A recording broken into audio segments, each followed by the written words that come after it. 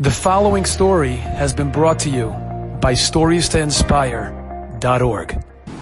So when I was in Melbourne, Australia, we had these wonderful, wonderful hosts, the Holsters, and he was telling me that his father built the first mikveh in Melbourne, very, very first one, or in that area. And his father was one of those things, he escaped from the war, and he was brought back to the concentration camp, and a whole story. And Lamaise survived, couldn't get to America, so he went to Australia. But he was there with a small group of people, and they wanted to build a mikveh.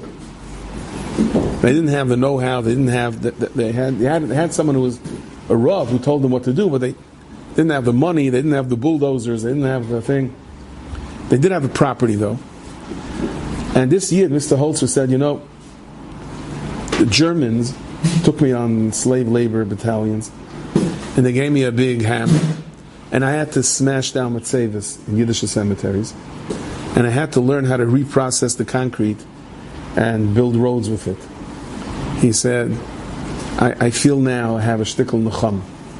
He took his expertise, and they took apart some concrete little building that was on their property or something, an old shack, and different things, not Metzevis chas v'shalom, and he used it to build a mikveh.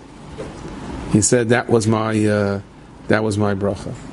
And that's when I felt this, the first time I felt a sense of nechama.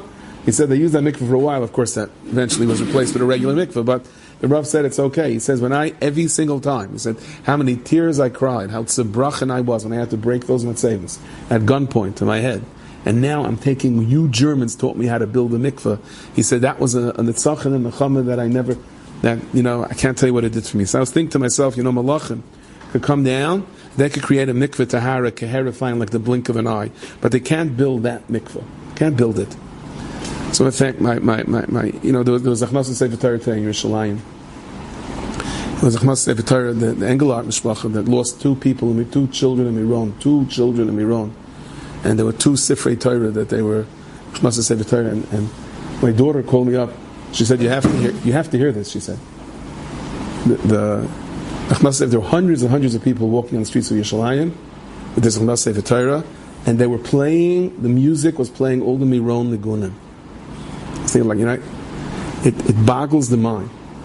And that the father came in dancing, holding these two Sifrei Torah, the father that lost his two sons. And behind the band is playing the Miron Nigunim. You would think, put it out of my mind, I don't want to hear from it.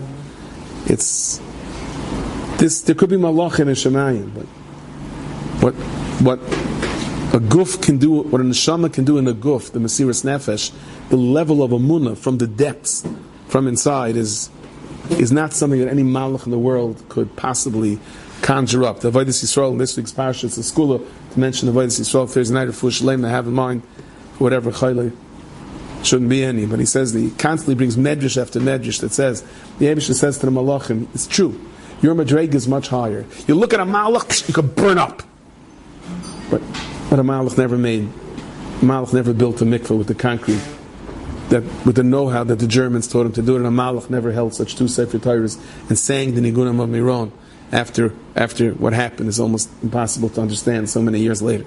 Enjoyed this story? Come again. Bring a friend. StoriesToInspire.org